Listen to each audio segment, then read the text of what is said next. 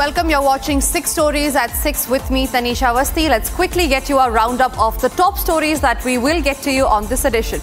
First up, another case of P-Gate has hit Air India once again. This time, it is an Indian national who has urinated on the MD of a MNC. Meanwhile, it is a huge win for India. In just some hours from now, the 2611 plotter Tahawwur Rana will be landing in India, and Republic is tracking close details on that story as well. In Jammu and Kashmir Assembly, it is a complete mockery by the ones who have been elected by the people.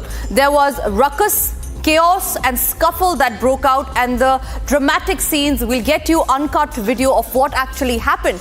In Bengal, the SSC scam has taken a violent turn where the protesters in the recruitment scam of Bengal were pushed by the cops. Also, India has cracked the Rafale deal, and this comes as a major boost to the Navy.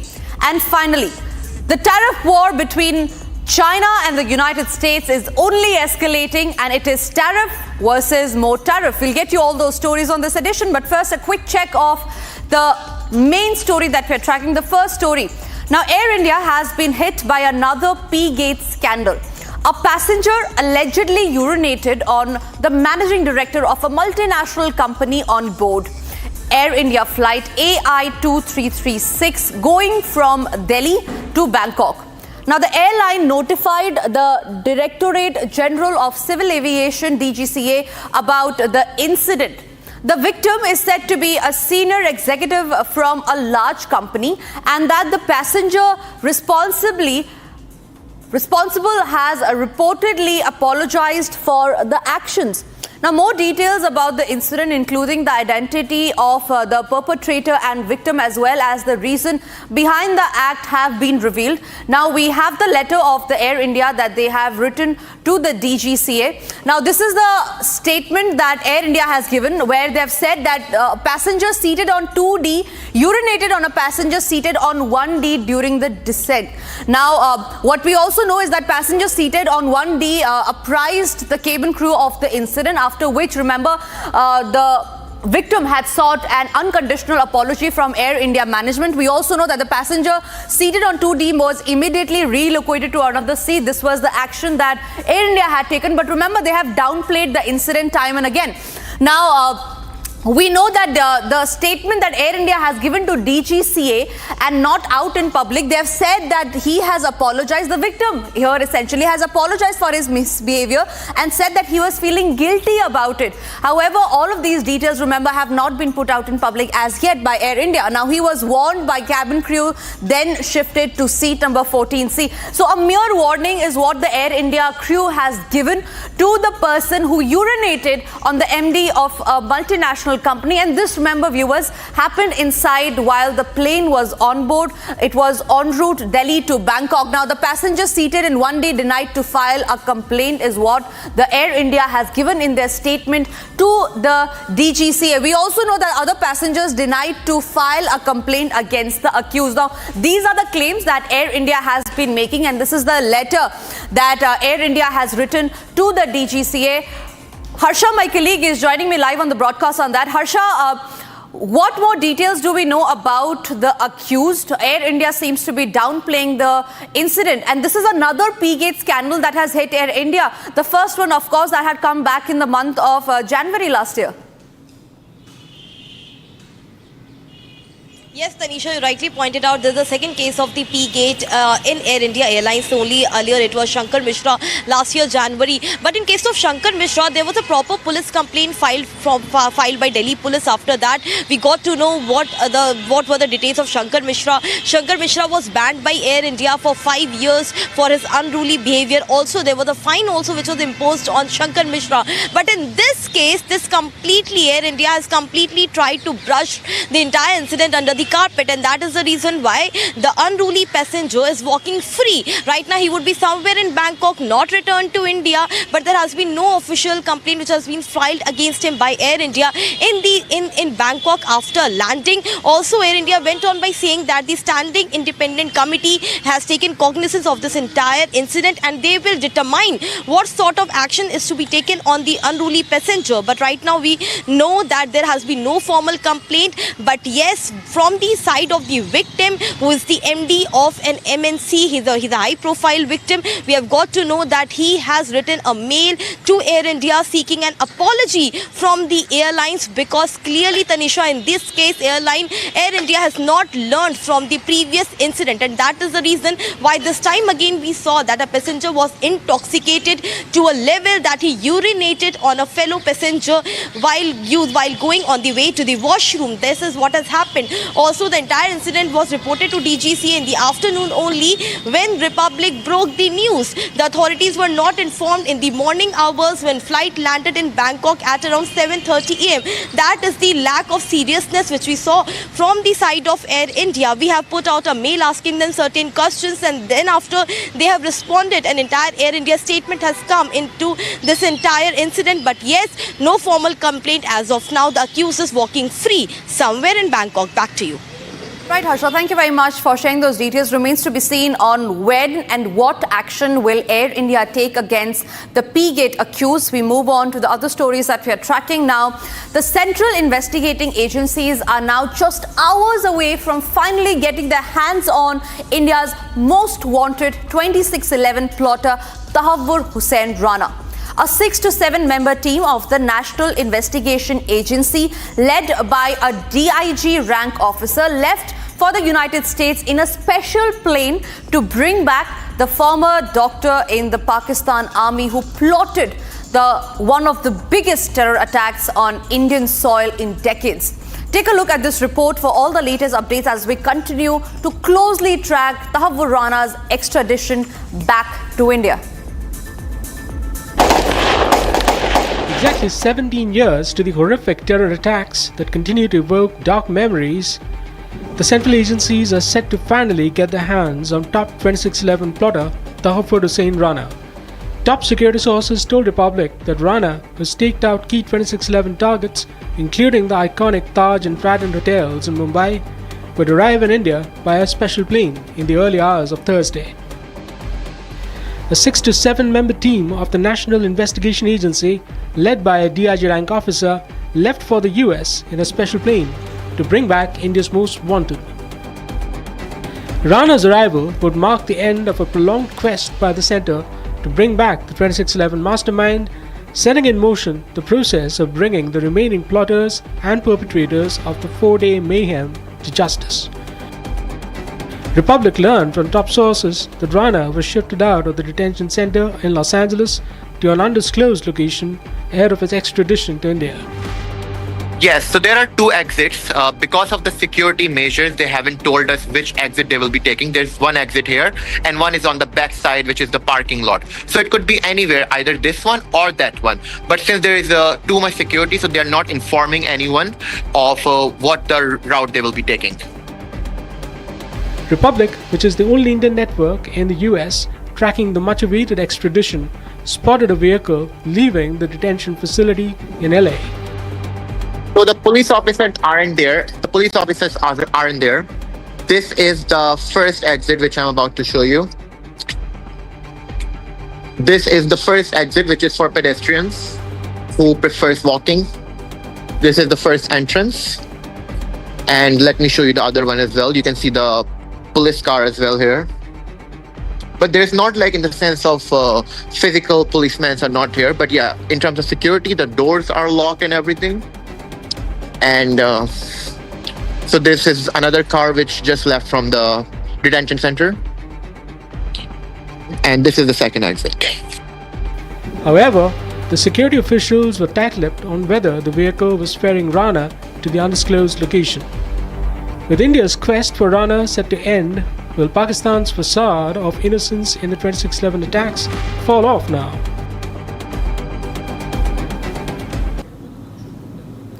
Kaswar, my colleague, is joining me live from Islamabad. Kaswar, Pakistan's role has been nailed in the 26/11 attacks, one of the deadliest attacks in decades, in fact. Now, how is the Pakistan responding to Tahawwur's extradition back to India? India is literally dragging him back, and it's a huge diplomatic win for us.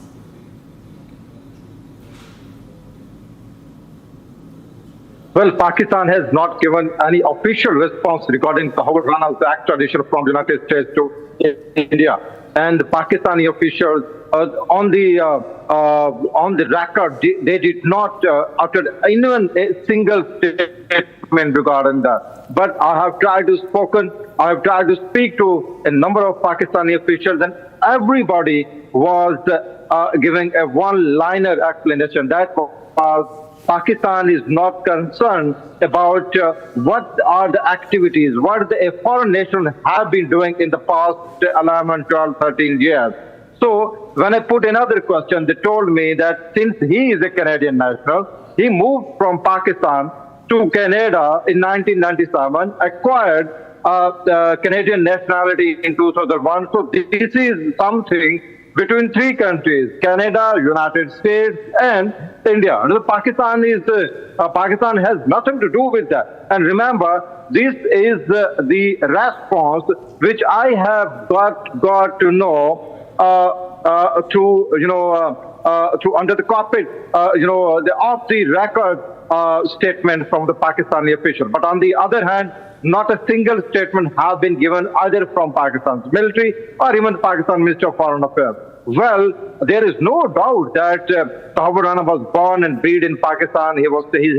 He studied in one of the iconic cadet college in Pakistan, and also has been a part of Pakistan military's Army Corps. But he abandoned Pakistan citizenship long ago in 1997 and acquired Canadian, nationality. So Pakistan is very clear, and that is a foreign national.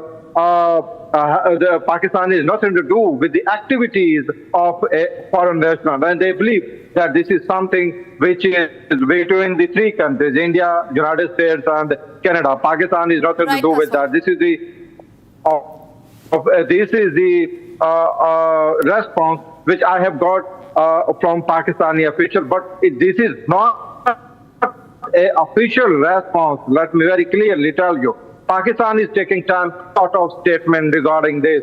Also, what is very interesting is that an official told me that he has studied Tahawwur Rana's case, and there are very little accusation or evidence against Tahawwur Rana as well. And he told me off the record that whether United States or India, they will not be able to press the charges against him because there is just a single emailed evidence and nothing else. But still, he told me that Pakistan has nothing to do with Tahawwur Rana, because this is something a foreigner is involved.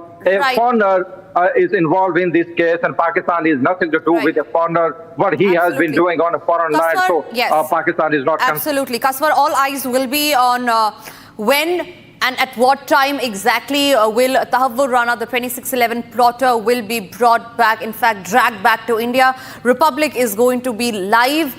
We move on to the other stories that we're tracking, and this one is from Jammu and Kashmir. Ladies and gentlemen, what we saw today in the Jammu and Kashmir Assembly was extremely chaotic scenes that were witnessed from the Assembly today. There was mayhem, chaos, ruckus and scuffle between the Aam Aadmi Party and BJP MLAs. Visuals of that are running on your screens right now. Now, this scuffle went so violent, so much so that the MLAs broke the glasses, shut the door of the assembly.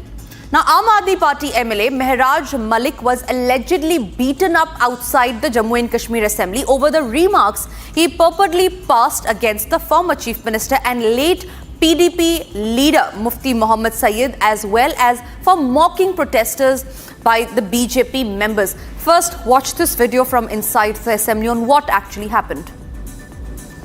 BJP के लोगों ने हमला किया, इन लोगों ने इनको शर्म नहीं आ रही? उन्होंने बाहर बीजेपी के गुंडे और साथ में मिलकर आपने हॉर्स चलाने के हमारे यहाँ जा रहे हिंदुओं को गाली देता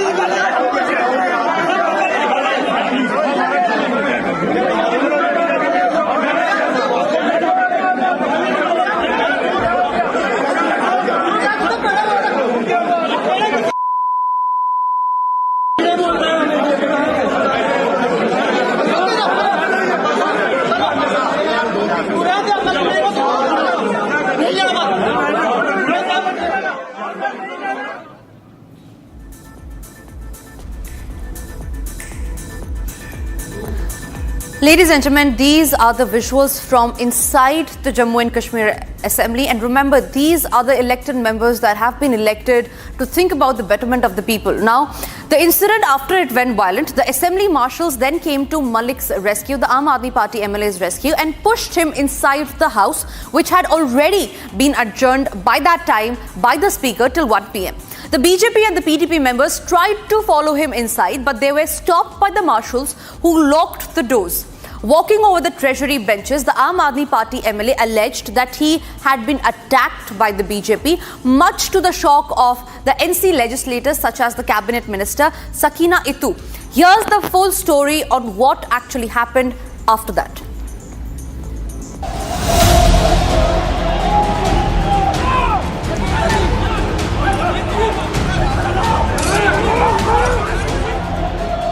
Dramatic showdown gripped the floor of the Jammu and Kashmir Assembly for the third day in a row today.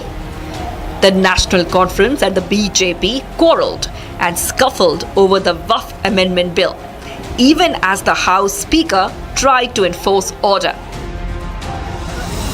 The members across the political aisle were caught up in a fight. In fact, footage showed MLAs being escorted to safety by security deployed at the State Assembly. Amid the chaos that unfolded, the Aam Aadmi Party and BJP MLAs were also seen getting in a violent altercation after a verbal spat. Visuals also show broken furniture and glass at the Jammu and Kashmir Assembly after the physical altercation between the MLAs. The premises of the Jammu and Kashmir Assembly were sealed for the day after the rucks and scuffles. ये चीज़ें assembly में नहीं होनी चाहिए। हम assembly में अगर हम जम्मू से चुने हुए और श्रीनगर से चुने हुए जो नुमाइंदे थे, हम लोगों की डेवलपमेंट के इशू के लिए आए थे। 3 मार्च से हाउस चल रहा है। आज हमारे मनकोटिया साहब ने डेली वेजर्स का जो इशू था वो उठाया, उस पर बात करने के लिए, चर्चा करने के लिए रखा। इन्होंने फिर वक्फ वोट जब वो लॉ एग्जीक्यूट हो गया है, आज पूरे देश में इम्प्लीमेंट हो गया है, जब हमारे पार्लियामेंट से ऊपर कुछ नहीं है, असेंबली में हमारा कोई पार्ट ही नहीं बनता उसको डिस्कस करना, तो वो पार्ट ऑफ डिस्कशन नहीं था।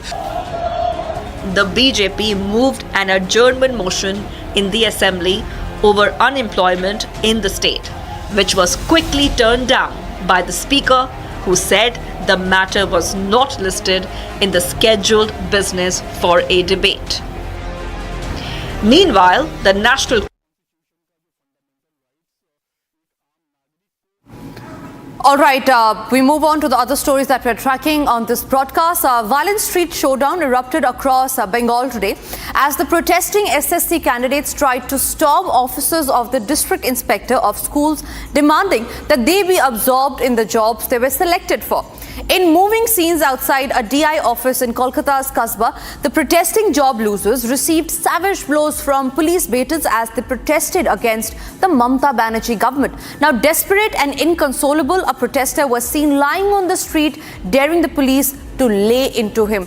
Here's the full report on that. Mamata police unleashed a brutal security crackdown on protesting SSC candidates across Bengal. In Kolkata, Bardhaman, Murshidabad and elsewhere in Bengal, protesting SSC candidates were seen storming the offices of district inspectors of schools. Burning with helpless rage, the protesting SSC candidates were seen clashing with the police as they tried to resist their advance. Heartbreaking scenes unfolded outside a DI office in Kolkata's Kasbah as police in full riot gear threw kicks and punches at the hapless protesters. More moving visuals showed police batons raining on desperate SSC candidates as they pressed to be absorbed in the jobs that they were selected for. A protester was pictured lying on the street, daring the police personnel to lay into him.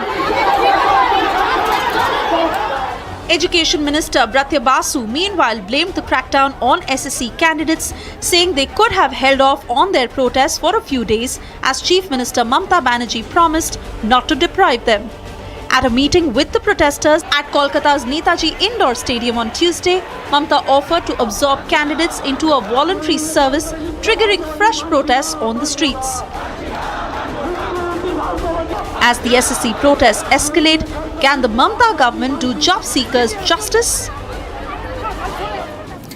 Ladies and gentlemen, India has cleared a major government-to-government deal with France for the procurement of 26 Rafale marine fighter aircraft. The deal, estimated to be worth over rupees 6,300 crore, is expected to be finalized and formalized in the coming weeks. As per sources, the Indian Navy will receive 22 single-seater jets along with 4 twin-seater variants and a comprehensive package for fleet maintenance, logistical support, personnel training and indigenous manufacturing components under offset obligations. The deal also includes training for the Navy personnel. Joining me on the broadcast to share more details on this is Air Vice Marshal P.K. Srivastava. P.K. Srivastava, it's a huge push for the Navy with India signing this big deal, in fact, locking this big deal. How do you see this? Tanisha, I would say it's a great moment for the country and Indian Navy in that order. Because Indian Navy had been waiting for the replacement of MiG-29K for a very long time. And this deal becomes very important in the backdrop of the Rafale Indian Air Force, which has come. And if you combine these two, it gets the country, all the armed forces, Indian Navy, Indian Air Force, 4 things primarily. It gives you operational efficiency, it gives you maintenance efficiency, it gives you logistical efficiency, and it also gives you training efficiency. Let me elaborate on maintenance part a little more, because that's going to be the continuous burden on the operations of these aircraft. Normally, the aircraft operations of this class are very costly. If we combine and synergize, then our operational costs are what we call the operational cost per hour of fighter flying in this class of aircraft would definitely be, a kind of optimum value. So I would say it's a great thing, and we have great experience with Dassault from where this aircraft comes in. We have Mirages from them. We also have current Rafale from them. We now have this. So I think it's a good synergy, and it's going to work in the favor of our country and also in favor of Indian Navy. Indian Navy was looking for this kind of aircraft for a long time because the aging fleet of MiG-29K has to be replaced, and our 2 aircraft carriers, which are there, Vikramaditya and Vikrant, they needed these to be done. And I guess 11 of the fighters will go on each one of them, with 2 of the trainer aircraft there. So, Tanisha, it's a good moment, it's a big moment, right. And I think this is a great deal sealed. Absolutely. Absolutely. PK Srivastava, thank you very much for joining us here on the broadcast and sharing your insights. Moving on to the final and the last story that we're tracking on this edition. Now, as the trade war between the United States and China intensifies, Beijing announced that it will impose tariff of up to nearly 84% on the United States goods starting Thursday, marking a sharp increase from the previously announced 34%. Here's a detailed report on all that you need to know. The world's two largest economies are once again at loggerheads, this time over a fresh wave of tariffs. After President Donald Trump announced an unprecedented 104% tariff on Chinese imports, on the other hand, countries like China, who have chosen to retaliate and try to double down on their mistreatment of American workers, are making a mistake. President Trump has a spine of steel, and he will not break, and America will not break under his leadership. China was quick to retaliate, slapping additional tariffs of up to 84% on US goods. Beijing called the move blackmail, vowing to fight till the end. The sudden tariff spike has sent shockwaves across global markets. Economists warn of a full-blown trade war that could push consumer prices higher and stall economic recovery. Interestingly, India could stand to gain. Policy think tank Niti Aayog says this disruption may open up trade opportunities for Indian manufacturers and exporters. Trump's aggressive trade stance is once again grabbing headlines. But with no sign of de-escalation between China and US, the world watches anxiously as the tariff tit for tat unfolds.